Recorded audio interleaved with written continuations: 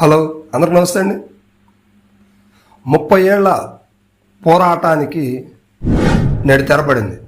అందరికి తెలిసిన విషయమే. రాష్ట్ర వ్యాప్తమే కాదు, దేశవ్యాప్తంగా కూడా ఈ విషయం బాగా హల్చలైంది. అదేంటో మనందరికి కూడా తెలిసిన విషయమే. ఎస్సీ రిజర్వేషన్ వర్గీకరణ. దీని గురించి రాష్ట్రంలో అందరికీ వినపడే పేరు మందకృష్ణ మాదిగ. ఈయన గత 30 సంవత్సరాల నుంచి ఎంఆర్పిఎస్ అనే స్లోగన్తో మాదిగలకు ప్రత్యేక రిజర్వేషన్లు కావాలంటూ ఈయన నినదించిన నినాదం నేటితో పూర్తయిందని చెప్పుకోవచ్చు.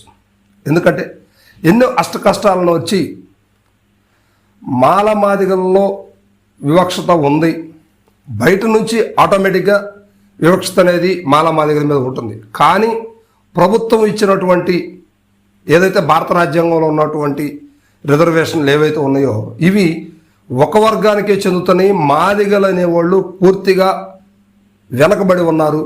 సో దీన్ని గుర్తించాలి ప్రభుత్వానికి అని వాళ్ళు చాలా విన్నపాలు అయితే చేశారు. సో ఇది మందకృష్ణ మాదిగ గారు ప్రతిపాదించినటువంటి ఈ విషయం గత ప్రభుత్వాలు అంటే గత 30 సంవత్సరాల నుంచి కూడా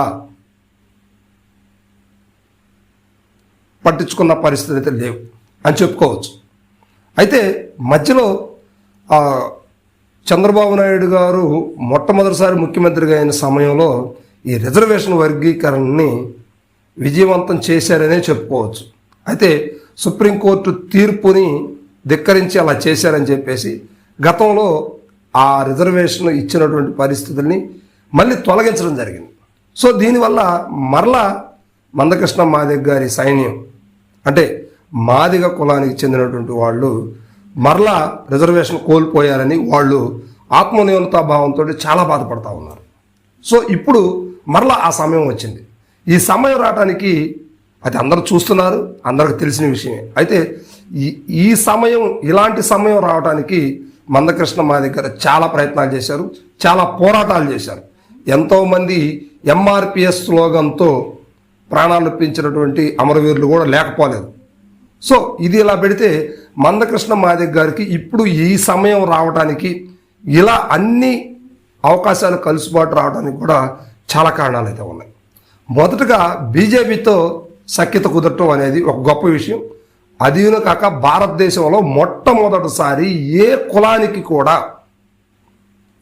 ఒక ప్రధానమంత్రి కుల పోరాటాలకు సంబంధించినటువంటి విషయంలో కావచ్చు, కులానికి సంబంధించినటువంటి మీటింగ్ కానీ భారతదేశంలో ఏ ప్రధాని కూడా ఇంతవరకు ఎక్కడ కూడా అటెండ్ అయింది లేదు. కానీ భారత ప్రధాని మోడీ గారు మాత్రం మాదిగల ఆత్మీయ సమ్మేళనం అని చెప్పవచ్చు, మాదిగల పోరాట సమావేశం అని చెప్పవచ్చు, దానికి సంబంధించి భారత ప్రధాని రావడం అనేది చాలా గొప్ప విషయం అని చెప్పేసి ఎంఆర్పిఎస్ శ్రేణులు భావిస్తున్నారు.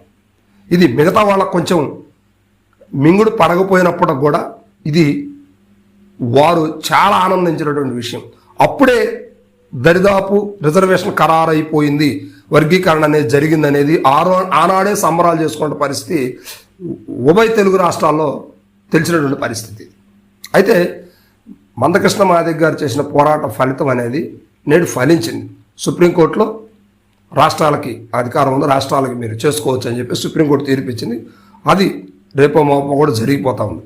అయితే ఇదంతా జరగటానికి మాదిగలు వారికి ఉన్నటువంటి శక్తి సామర్థ్యాలతోటి పూర్తి స్థాయిలో ఏకనాయకత్వంపై నడవటానికి ప్రాధాన్యతని చూపించారని చెప్పవచ్చు. కేవలం ఒకే ఒక నాయకత్వం, గత ప్రభుత్వాలు వైసీపీ ప్రభుత్వం కావచ్చు, దానికి ముందు తెలుగుదేశం ప్రభుత్వం కావచ్చు, అంతకుముందు కాంగ్రెస్ ప్రభుత్వం కావచ్చు, అంతకుముందు 2 సార్లు కాంగ్రెస్ ప్రభుత్వం కావచ్చు, తెలుగుదేశం ప్రభుత్వం కావచ్చు, ఇవన్నీ కూడా మందకృష్ణ గారి ఎంఆర్పిఎస్ అనే ఆ విధానాన్ని అణగదొక్కడానికి ఎన్నో ప్రయత్నాలు చేశారు. వారి మాదిగ కులం నుండే ఎంతోమందిని వ్యతిరేక దిశగా పావులు కదిపించి ఆ యొక్క ఎంఆర్పిఎస్ ఆ స్లోగన్ను వినిపించకుండా ఆ పోరాటాన్ని అణగదొక్కడానికి ఎన్నో ప్రయత్నాలు చేశారు. వారి మధ్యనే చిచ్చుపెట్టడానికి ఎన్నో రాజకీయ పార్టీలు ప్రయత్నం చేసినాయి. అయినప్పటికీ ఎంఆర్పిఎస్ చెక్కు చెదరలేదు. మందకృష్ణ మాదిగ గారి పోరాటం అనేది చాలా బలంగా చేశారు, చాలా బలంగా సాగించారు. సో 2 తెలుగు రాష్ట్రాల్లో కూడా ఎంతమంది నాయకులున్నా, ఎంతమంది మాది కులంలో ఎమ్మెల్యేలున్నా, ఎమ్మెల్సీలున్నా, ఎంపీలున్నా, మినిస్టర్లున్నా, కేంద్ర మంత్రులు ఉన్నప్పుడు కూడా మందకృష్ణ గారి మాట అంటే వారికి వేదవాకు.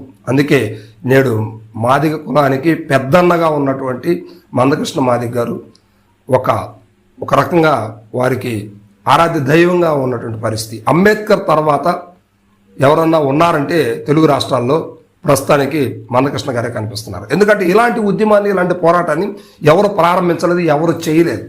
సో దానివల్ల మందకృష్ణ గారికి అంత క్రేజ్ వచ్చింది. సరే, ఇది మాదిగలకు ఉన్నటువంటి ఆత్మనిర్భరతా భావంతో వాళ్ళు ఏకతాటిపై నడిచి ఈ విజయాన్ని సాధించారు.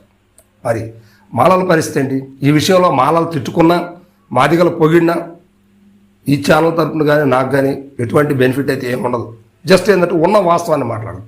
మరి ఈ రిజర్వేషన్ పోరాటం, విభజన జరగడానికి ఎంతవరకు కారణం అంటే పూర్తిగా మాలలు ఈ విషయంలో విఫలమయ్యారని చెప్పవచ్చు.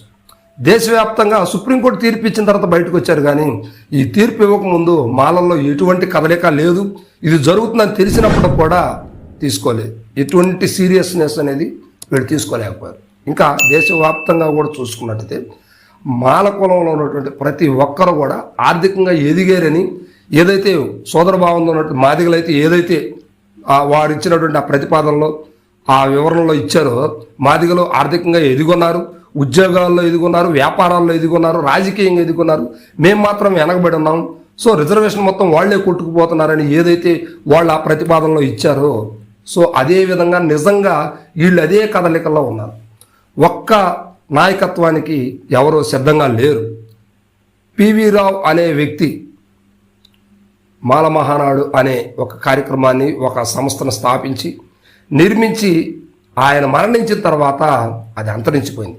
ఆ తర్వాత రకరకాల నాయకులు పుట్టుకొచ్చారు, కానీ మాల జాతి మనుగడకే మచ్చ తెచ్చినటువంటి పరిస్థితి ఎన్నో కనిపిస్తూ ఉంది. ఒక్క తాటిపై నడిచే పరిస్థితి మాలల్లో లేదు. సో దీనివల్ల మాలలంతా కూడా ఆర్థికంగా, రాజకీయంగా బలవంతులుగా ఉన్నారే కానీ జాతి కోసం యూనిటీగా ఉన్నటువంటి పరిస్థితి మాలలు ఎక్కడ కనిపించలేదు. సో దీనివల్ల ఇది కూడా మాదిగల రిజర్వేషన్ వర్గీకరణకు కూడా ఇది ఎంతో కొంత దోహదపడిందనే చెప్పుకోవచ్చు. సో ఇలాంటి పరిస్థితుల్లో మాదిగలు, అంతేకాదు బీజేపీతో పాటు రాష్ట్రానికి వచ్చేసరికి తెలుగుదేశం పార్టీ, అదేవిధంగా జనసేన పార్టీ, చిన్న చిన్న పార్టీలన్నీ కూడా మాదిగ రిజర్వేషన్ పోరాట సమితికి అంటే ఎంఆర్పిఎస్కి పూర్తి స్థాయిలో మద్దతు ఇచ్చిన వారు, బహిరంగంగా ఇచ్చినటువంటి వాళ్ళు కొంతమంది అయితే ఇంటర్నల్గా కొంతమంది సపోర్ట్ ఇచ్చారు. సో దీనివల్ల వారి ఎలా రిజర్వేషన్ని సాధించుకోవడం అనేది జరిగింది. సో మరి దీనిపైన ఆ దేశవ్యాప్తంగా కూడా ఆ మాలలు పెద్ద ఎత్తున ఎగసిపడుతున్నటువంటి పరిస్థితులు అయితే ఉన్నాయి. ఏం జరిగినా కూడా రాష్ట్రానికి సుప్రీంకోర్టు సూచనలు ఇచ్చింది కనుక ఖచ్చితంగా రిజర్వేషన్ జరిగైతే తీరుతుంది. ఇది ఆ పరిస్థితి. దీనికి సంబంధించి ఇది ఎవరికి సపోర్ట్గా కాదు, ఎవరిని కించపరుస్తూ కాదు, ఉన్నటువంటి వాస్తవం అయితే ఇదే జరుగుతుంది.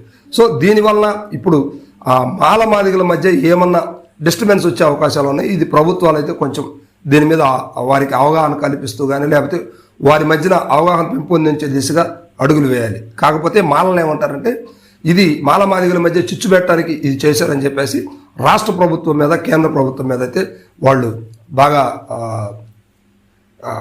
ఎక్కువగా బాధపడుతూ వారి మీద వ్యాఖ్యలు చేస్తున్న పరిస్థితులు అయితే కనిపిస్తూ ఉన్నాయి. సో ఇది రిజర్వేషన్ పోరాట సమితి మొత్తానికి 30 ఏళ్ల పోరాటం తర్వాత ఎంఆర్పిఎస్ రిజర్వేషన్ అనేది సాధించడం అనేది చాలా గొప్ప విషయం అని చెప్పుకోవచ్చు.